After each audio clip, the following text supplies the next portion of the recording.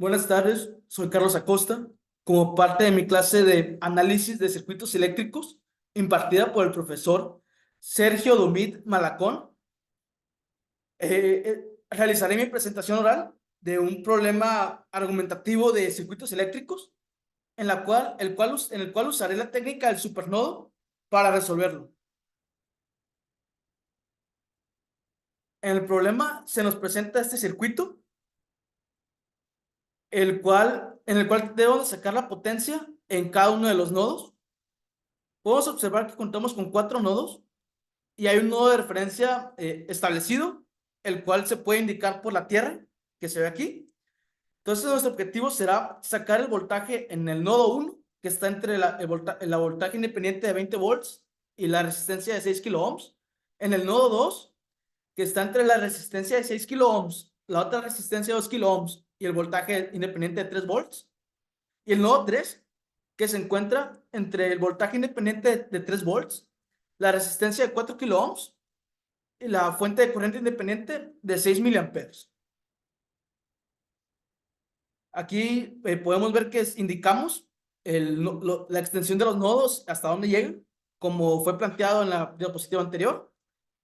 Entonces, nuestro objetivo es sacar el voltaje que hay en cada nodo. Por pura vista, podemos ver que el nodo 1 tiene un voltaje de 20 volts. Esto ya nos los da. Recordemos que la ley de voltaje de Kirchhoff establece que en una trayectoria cerrada, la suma de los voltajes será cero. Es por ello que podemos ver este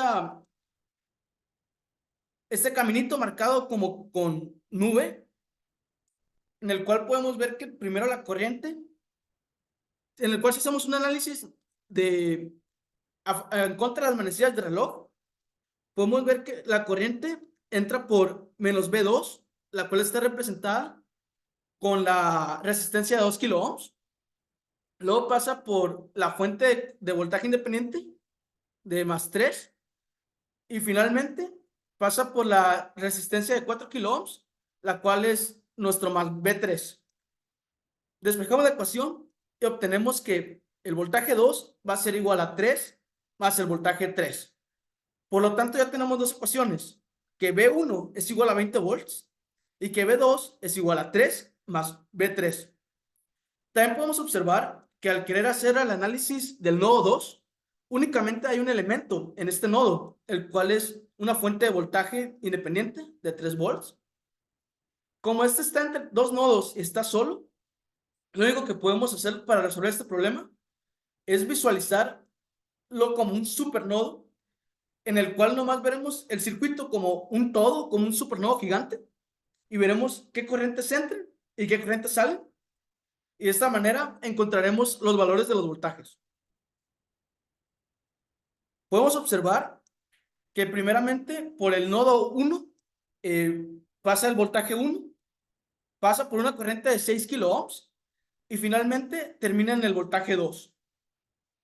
Esto pues está entrando al nodo. También podemos observar que hay una fuente de corriente independiente entrando, que vale 6 por 10 a la menos 3 amperes. Podemos observar que hay dos corrientes saliendo por las resistencias. La primera sale del nodo 2 y va hacia el nodo de referencia y la resistencia de 2 kilo ohms. Y la segunda corriente que vemos que está saliendo pasa por del voltaje 3 al nodo de referencia. Por lo tanto, es B3 entre 4000. También debemos de recordar que ya tenemos dos ecuaciones con la cual sustituimos los voltajes que nos dieron de entrada y de salida, sustituyendo, por ejemplo, 20 menos 3 menos B3 entre 6000, 3 más B3 entre 2000 y B3 entre 4000, que ahí se queda. Lo sustituimos en la siguiente diapositiva, separando las fracciones y obteniendo los siguientes resultados de entrada, los siguientes resultados de salida. Los sumamos con álgebra y obtenemos la siguiente ecuación. Menos 11 entre 12000, voltaje 3, es igual a menos 11 entre 1500.